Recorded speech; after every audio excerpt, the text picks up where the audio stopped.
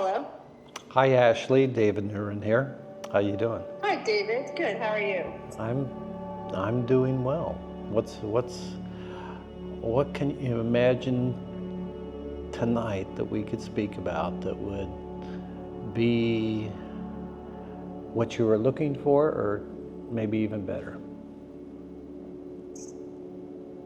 I feel like this year's been a year of a lot of change. So one thing I struggle with is trying to keep my inner peace and my own confidence in a very critical world externally. Well, let's. It's something that that I also have to deal with, and something that I was doing right before the call. Was I went through a change in my relationship status very recently, and so it had me a little bit, and still does, a little discombobulated. And so I was laying on the couch, and I thought to myself, okay, I'm going to feel all of this at once right now. And when you open to feel something and feel it completely, you're accepting it as it is. If you have an open question and okay, I'm open to what's coming in. What is it? Why is it? Where's it from? What's the intention? And just feel the energy of that. And accept it. Say, okay, someone had an intention for me to receive this exactly like I just did, and so thanks. I got the message. So if you accept everything the way that it is, including everybody's point of view that takes in no one else other than their own, and then they demand that that be the truth for everyone. It's the difficult thing to do, to accept that projection of unconscious control over others. How do you accept that and be at peace? Or how do you be at peace with that? The only way that you can be at peace with that is to be a clear expression of your own eternal nature. And so to the degree that you're unclear about that you're confused and disoriented and misidentified and looking to something outside yourself for the truth, then you'll be concerned about your circumstantial reality and how you're going to deal with it effectively and how you're not going to be negatively affected by it. And so the only way that that can be is for us to open our heart and our minds, our memories, open up to the willingness to experience, not just the others that we're directly connected with and the energies and the thoughts and the belief systems and everything that they're projecting at us, but from everywhere and everyone, all the time. You're connected to everything in this universe. You might as well open to it. Open your consciousness to it. Open the experience of what it is to be you as being that which experiences the universal nature of everyone and everything.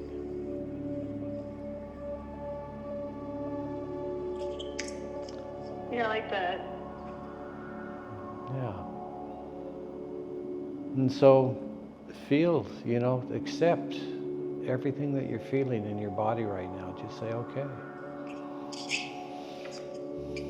I'm going to relax into this, even though it feels painful, even though it feels suppressive, even though it feels judgmental.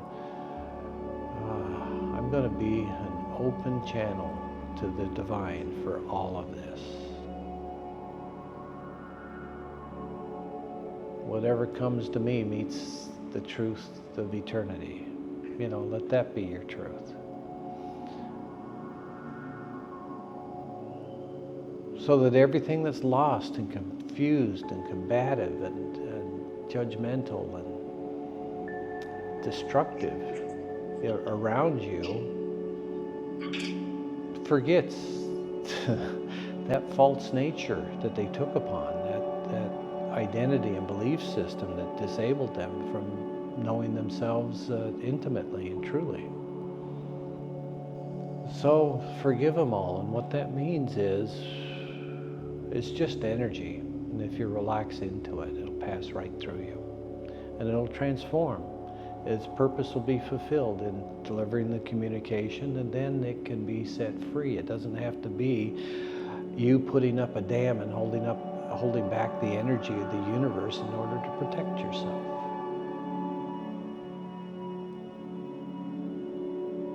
Because all that does is knock you unconscious and make you driven by your instincts, by your subconscious,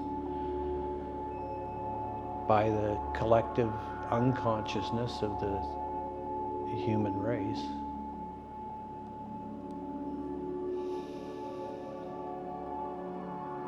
So to be free from that, yeah, go within your experience of yourself, every sense that you have, and allow everything that's pushing in on you to just flow straight through without resistance, without barriers, without judgment.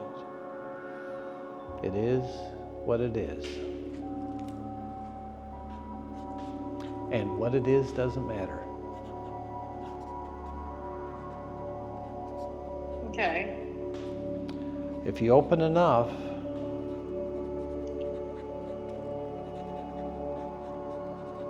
nothing can stick to you. Nothing can even conceive of you. And yet, if you open enough to where you've got a universal look at reality, and you can understand where that person is consciously, how they're identified, and they're going to be very predictable for you, so who do you talk to? Who do you open into exchanging with? Well, it depends on how conscious you are, and if you're going to wake up, you're going to make new choices.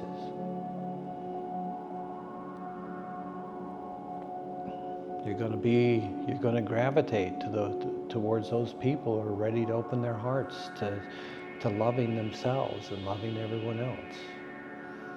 Because when that's your desire for yourself, if you're in the space of somebody else who's on that path and isn't going anywhere else except opening more and more and more into unconditional love for all life and all consciousness and all creation, whether it's alive or not, a love of everything, even all those things that consider themselves to be nothing. You love all of it, including the lost and the found, the right and the wrong, the good and the evil.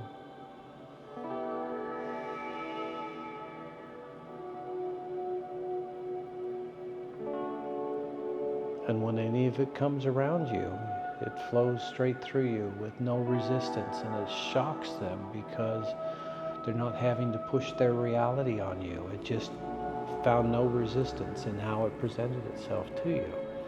And so now they have to look at you and say, who is this that doesn't judge me at all? That sees me for who I am and who I'm pretending to be, both. And they have to open up their consciousness and say, what is this that I'm dealing with? What level of consciousness is this person? And as they ask that question, they expand out to try to comprehend you, to try to duplicate you, to try to communicate with you from where your awareness is coming from. Then they have to drop all of their pretenses, all of their lies, all of their misconceptions, all of their unconsciousness. And they do it openly and willingly, because if you can experience someone in the joy of basking in their own truth of self, that truth of self that does love unconditionally all creation of whatever description or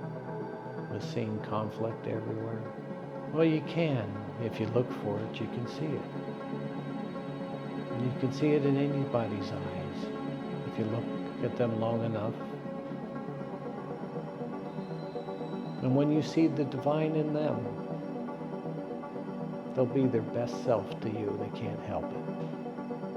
And the version of their best self will be on a constant moment by moment improvement. And they'll keep self-correcting out of their delusions and their mistakes and their misidentifications and their belief systems and their judgments and their promises and their oaths and their curses. Accept them all. What can a lost and fallen consciousness conjure up that could possibly affect an awakened being? Nothing. It's all just energy, and it means nothing to us in terms of protecting our consciousness from being impacted by that. No, all we have to do is stay open to the universe. And if we're perceiving through a body, yeah, put it in as safe a place as you feel like you need to, and then, feel the energies from a safe, different distance. Don't put your body in life and death harm's way needlessly. Just use a little wisdom and say, how do I manage this situation so this person is no longer frustrated by me? What does this person need from me so that they can breathe a sigh of relief and know that they're safe? That I'm not here to hurt them.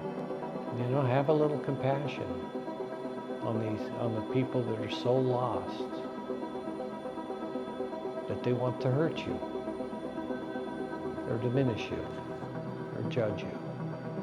Yeah, have a little compassion for that. Say, God bless you.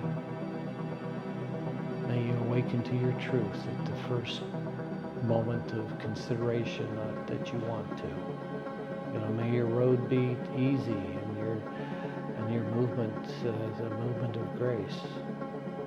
And that your experience of your awakening be a sublime one. Put that out to the people that are assholes to you. Not necessarily in words, but in who you are, that's who you are. And so you always wish for that person to be free.